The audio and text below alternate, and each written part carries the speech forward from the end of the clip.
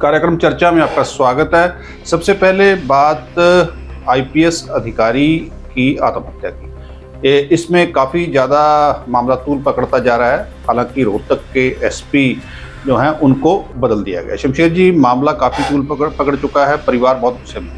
In fact Anil ji, जो रोहतक के SP उनको बदला ही नहीं है, सिर्फ उनको रिमूव कर दिया गया है। अब ये क्या, इसका मतलब सैकिंग है, टर्मिनेशन की तरफ जा रही है बात, क्योंकि ये तो अब फिर वो कार्रवाई दूसरी हो जाएगी, उसमें हाँ, फिर एफआईआर होगी। अभी कहीं पोस्टिंग नहीं दी गई, अभी कहीं पोस्टिंग नहीं दी गई है। हाँ, तो काफी बड़ा स्टेप उठाया है।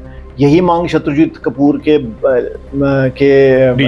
डीजीपी है, उनके बारे में भी है। हालांकि पहले तो जो परिवार की मांग थी कि दोनों को अरेस्ट किया जाए, हाँ। अब उन्होंने वो मांग को स्केल डाउन कर लिया कि अरेस्ट नहीं करना है, पर कम से कम इनको इनका तबादला हो। और शत्रुजीत कपूर का भी तबादला, और तबादला भी नहीं होगा मेरे ख्याल से। मांग यही है कि रिमूवल हो।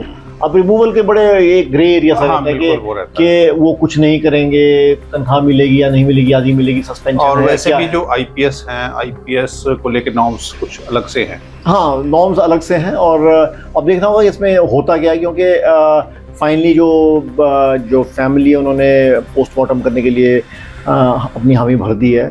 और इधर से जो जितने भी जो चीफ मिनिस्टर है नायब सिंह सैनी, उन्होंने भी कहा है कि इस बात में पूरी इसकी तहकीकात होनी चाहिए कि ये जो प्रताड़ना का मामला है, इसमें राजनीति भी शुरू राजनीति हो गई है। हालांकि हरियाणा के मुख्यमंत्री ने कहा है कि इसमें राजनीति नहीं होनी चाहिए। हाँ। अब सोनिया गांधी ने लेटर लिखा है, ये सारी चीजें हुई हैं। हाँ। पर अभी ये जो हमें जानकारी मिली है, बड़ी इनिशियल जानकारी। जैसे पहले दिन की जानकारी थी, वो भी इनिशियल थी कि भाई सुसाइड हुआ है। हाँ। उसके उसके बाद विल का मामला पता लगा कि जब उन्होंने एक्चुअल में एक आईपीएस अधिकारी द्वारा सुसाइड किया जाना अपने आप में बहुत बड़ी बात है। हाँ, बहुत बड़ी बात है।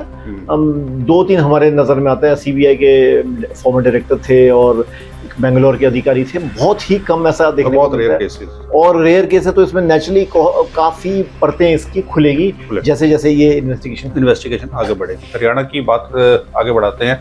मंडियों में कच्ची पर्ची पे हो रही है खरीद। बिल्कुल अनिल जी, करनाल में खासकर ये कि क्योंकि इस बार जो मानसून हुआ है उस वजह से जो वाटर लॉगिंग हुई है और जो नमी आई है पैडी की क्रॉप में, उस वजह से काफ़ी डैमेज हुई है। अब अगर 17% तक डैमेज हो तो उस पर एमएसपी मिलता है, और अगर उससे ज़्यादा हो तो एमएसपी नहीं मिलता है, कम मिलता है। तो ये जो किसानों को मिल रहा है वो तकरीबन 100 से 700 रुपये कम प्रति क्विंटल पैसा मिल रहा है। तो जो ए ग्रेड का भाव है, पैडी का भाव है, वो तकरीबन 2400 के बराबर, 2389 पर क्विंटल वो मिल रहा है 2000 रुपये, यानी कि 389 रुपये कम। तो और कच्ची पर्ची मतलब इसका कोई रिकॉर्ड होता है? रिकॉर्ड नहीं होता। अब ये पैसा आ गया है किसानों के खाते में, कई जगह पे पैसा पूरा आ गया, एमएसपी के हिसाब से आ गया। अब ये जो डिफरेंस है कच्ची पर्ची में जो मेंशन हुआ है और उनकी खाते में जो आ गया, तो जो किसान लीडर वो कह रहे हैं कि आप आड़तियों को पैसा मत दें। जो बीच का डिफरेंस है, क्योंकि ये आप रिजर्व करते हैं, एमएसपी मिलना चाहिए। अब इस पे देखना होगा कि आगे कैसे क्या किसानों का और आड़तियों का आपसी का तालमेल होता है, उनके संबंध उस तरह के होते हैं। वो उनकी बात है। लेकिन फिलहाल यही है कि नुकसान किसानों का बहुत हुआ है और अब दिक्कतें भी। हाँ, नुकसान अभी तो हमें पता ही आना ही शुरू हुआ है ना।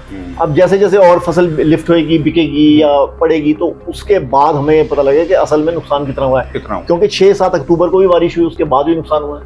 वो चीज़ है। तो शुक्रिया शमशेर जी, फिलहाल के लिए इतना ही। आप देखते हैं फैक्ट न्यूज़। धन्यवाद।